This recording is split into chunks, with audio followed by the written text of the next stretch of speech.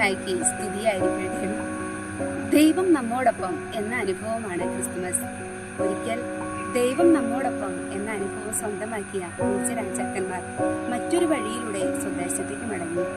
Christmas രാവിൽ ദൈവം നമ്മോടുകൂടെ അനുഭവം ലഭിച്ച ആട്ടിടയന്മാർ പ്രത്യാശയും ആനന്ദവും നിറഞ്ഞ ഹൃദയത്തോടെയാണ് തിരിച്ചുപോയത്. ക്രിസ്തുമസിന് വേണ്ടി തയ്യാറെടുക്കുമ്പോൾ യഥാർത്ഥത്തിൽ നമ്മുടെ ജീവിതത്തിലും സംഭവിക്കേണ്ടത് ഈ മാറ്റങ്ങൾ തന്നെയാണ്. വലിയ മാറ്റങ്ങൾ വളരെ ചെറുതായ ഇടങ്ങളിൽ നിന്നാണ് തുടങ്ങുന്നത്.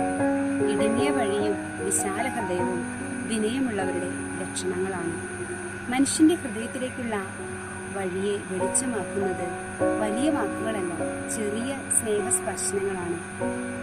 പുൽത്തൊഴുത്തിലെ ശാന്തതയിൽ നിന്നുയരുന്ന പ്രകാശം നമ്മുടെ ജീവിതത്തിൽ മാറ്റങ്ങൾ വരുത്തുവാനും വിനയം എന്ന പുണ്യത്തിൽ ജ്വലിക്കുവാനും ഇടവരുത്തട്ടെ.